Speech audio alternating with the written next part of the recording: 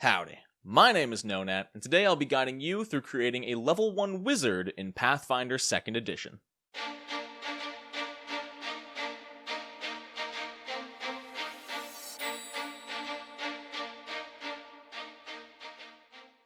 Wizards are the classic magic user. With a pre-prepared list of spells, they control the battlefield by manipulating elements, enchanting items, and altering reality. Wizards by far have the highest limits of magical power in Pathfinder 2e, but they also come with the more restrictive type of spellcasting. Let's take a look at what wizards begin with at first level. A wizard's arcane power is affected by their intelligence. As such, it should be their top priority.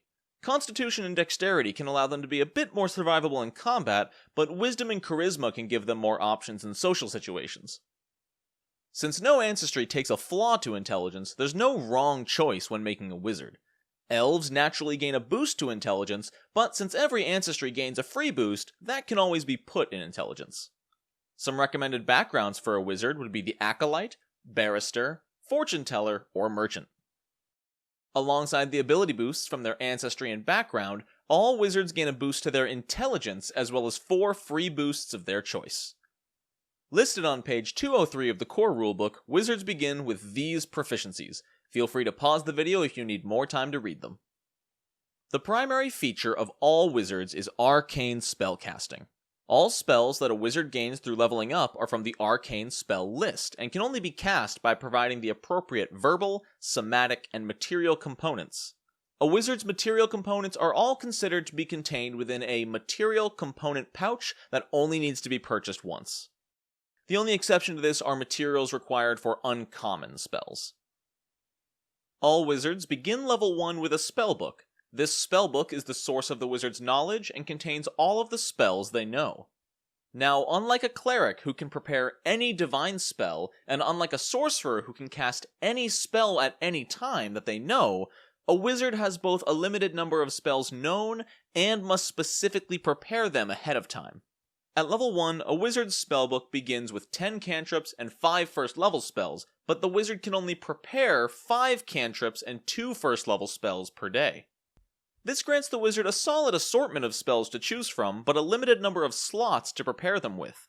Each day you must specifically choose which spells you are preparing in which slot. In order to cast the same spell multiple times in a day, you must prepare the same spell multiple times.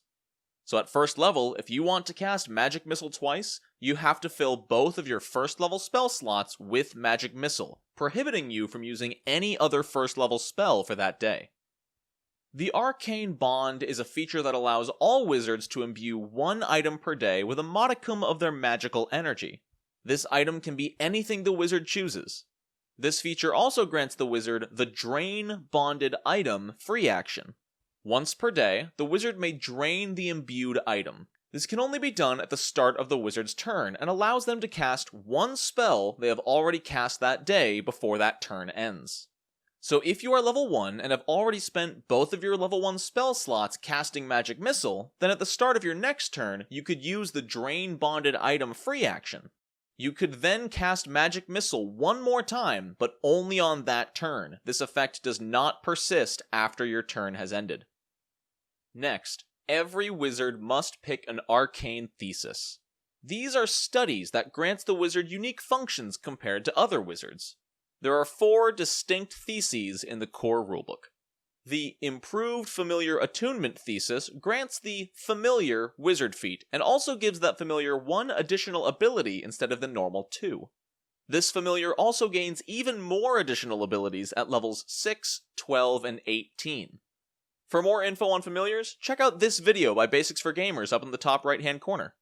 Wizards with this thesis also do not gain the Drain Bonded Item feature and replace it with Drain Familiar. This has the exact same effect, except the magic is stored in the wizard's familiar instead of an item. The Metamagical Experimentation thesis allows the wizard to take a first level Metamagic feat. Once the wizard reaches 4th level, they may take a Metamagic Wizard feat once per day and use it as though they have learned it until the end of that day. This feat must have a level requirement of no more than half of the wizard's level. Spell blending allows the wizard to sacrifice lower level spell slots for additional slots of higher levels. During their daily preparations, the wizard may sacrifice 2 spell slots of 1 level in exchange for 1 spell slot of up to 2 levels higher than those sacrificed. The wizard must also already be able to cast spells of that higher level. So at level 5, a wizard could sacrifice 2 level 1 spell slots for a single additional level 3 spell slot. This can only be done once per spell level per day, so in the previous example, the wizard could not sacrifice any more slots to gain another level 3 slot. Spellblending Thesis wizards also have the option to sacrifice any single spell slot for 2 additional cantrips that day. Finally, Spell Substitution grants the wizard the ability to change their prepared spells on the fly. By spending just 10 minutes studying their spellbook, the wizard may empty 1 spell slot and fill it with a new spell. If this process is interrupted at any time in any way, the original spell is still saved and can be cast as normal. The final feature available to all wizards is their Arcane School. The 8 schools that wizards can pick from are Abjuration, Conjuration, Divination, Enchantment, Evocation, Illusion, Necromancy, and Transmutation. Each school provides a multitude of benefits, but only from that chosen school. The wizard adds an additional first level spell from their school to their spellbook. They also gain an additional cantrip every day, but that cantrip must be from their chosen school. Best of all, the wizard gains a full additional spell slot every day for every level of spell they can cast. However, you guessed it, these additional slots can only be filled with spells from their chosen school. Each school also grants a unique school spell. These school spells are focus spells and function like any other focus caster. The wizard gains a pool of 1 focus point that can be regained by studying for 10 minutes. These spells cannot be cast with spell slots, and normal spells cannot be cast using focus points. I won't be going into detail about the school spells in this video, however if you'd like to see every school spell explained in detail, check out the video in the top right hand corner. I discuss each spell, give my thoughts on them, and rank them from worst to best. Trust me, it's a good one. The quote-unquote 9th school of magic that wizards can pick isn't a school at all. It is the Universalist Wizard feature. These wizards are not a master of any school, but instead dabble in all of them. This school grants an additional wizard class feat at first level, an additional first level spell of any school to the wizard's spellbook, and alters the drain bonded item feature.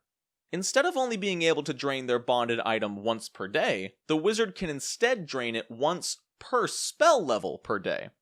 So if the wizard can cast up to 3rd level spells, they may drain their bonded item up to 3 times each day, once for 1st level, 2nd level, and a 3rd level spell. Finally, since Universalist Wizards and some Ancestries can take feats at 1st level, I'll be going over all of the level 1 wizard feats. First off is Counterspell. If the wizard can see a creature casting a spell that the wizard happens to have prepared, they can spend that spell slot in order to attempt a counterspell. The wizard then effectively makes a spell attack roll against the target's spell DC, and on a successful check, the target's spell fizzles out and nothing happens. If the wizard happens to have the spell that the target is casting in a higher level spell slot, and spends that to use Counterspell, then the wizard always successfully counters the target's spell unless they roll a critical failure. Eschew Materials grants the wizard the ability to replace material components with somatic ones. By drawing intricate symbols in the air, the wizard can call upon enough magical power to replace the physical components of their spells. Due to the need to draw these symbols, however, this can only be done if the wizard has a free hand. Hand of the Apprentice can only be taken by Universalist Wizards and grants a focus spell of the same name. This focus spell allows the wizard to hurl a weapon that they are trained in at a target up to 500 feet away. They then make a ranged spell attack. This functions exactly like a melee strike, but instead of adding their strength modifier, the wizard adds their intelligence modifier to their damage. If they critically hit, they deal double damage and apply the weapon's critical specialization. The weapon then returns to the wizard's hand regardless of the attack's outcome. The final two feats are Metamagic feats that I've covered before, but like always, I'll briefly go over them. Reach spell increases a spell's range by 30 feet. This also works on touch spells, granting them a 30-foot reach. Widen spell increases a spell's area of effect, and the amount it adds depends on the type of area the spell creates. And that's about it. Wizards have always been one of my favorite classes in RPGs. From my experience, they've kind of been overshadowed by sorcerers in the past, but Pathfinder 2e did a great job of differentiating the two in such a strong way. While it's a bit limiting to have both restricted spells known and restricted spells prepared, the cap of a wizard's power is much higher to reflect that difficulty of play. One of my favorite things about wizards in 2nd edition is that they're still useful right from level 1. They may still be a tad bit weaker than some other spellcasters early on, but unlike some older RPG systems, a wizard is still very useful at first level. I hope you enjoyed the video. I'd like to give a huge shout out to all of my patrons today. I don't usually do this, but since this is the final class guide from the core rulebook, I figured it's a special occasion, so I'd like to shout out Quid Thulu, Troy Hughes, Paul Rand, Carestia, Joshua Lemish, Space 2020, Michael Evans, Tybalt Nguyen, Mike M, Blind Man, Cole the Coward, James Tillman, Krieger, Tawny Molina, and Med Kelly. All of your contributions have meant the world to me, and you help me continue to do what I do. If you're interested, there's a link in the description to my Patreon. All of my patrons receive an additional video every single Thursday, as well as an occasional sneak peek or early access to a video. Higher tiers also come with additional rewards. There are also links to my Discord where we all hang out, talk about nerdy stuff, and get to know each other, as well as a link to my Twitter where I sometimes make a joke about the Real Housewives of Galarian, and it gets 300 likes. I still don't know how this happened. If you like what you saw, consider subscribing or ring the bell to know exactly when the next video goes live. Thank you all for joining me for this whole adventure. I had about 50 subscribers when I released the Alchemist Guide, and now we are sitting at over 1,500 at the time of recording this. You are all amazing. I hope to keep bringing you content that lives up to your expectations for the foreseeable future. I hope you all have a wonderful rest of your day, and until next time, no nat ones.